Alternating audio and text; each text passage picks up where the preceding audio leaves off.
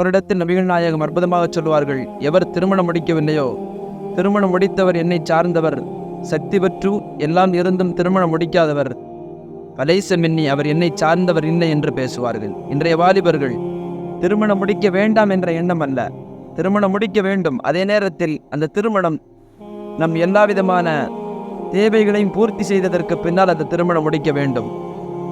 ஒருவேளை வாலிபர்கள் அதற்கு முற்பட்டு வந்தாலும் பெற்றோர்கள் அதற்கு தடையாக இருக்குகிறார்கள் என்பது இன்றைய காலத்தினுடைய நிதர்சனமான உண்மையாக இருக்கிறது. அதே காலகட்டத்தில் தன் குழந்தைக்கு தேவையானதை பார்த்து பார்த்து செய்தவர்கள், ஆனால் திருமணத்தை அவர் வாழ்வதற்கு எல்லா வசதிகள் இருந்தும் அதை தாண்டி இன்னும் வசதிகள் வேண்டும், அல்லது நமக்கு ஏற்றார்போல் பெண் அமைய வேண்டும், தனக்கு ஏற்றார்போல் பொருளாதாரத்தில் எல்லாவற்றிலும் வசதி படைத்த குடும்பங்கள் அமைய வேண்டும்,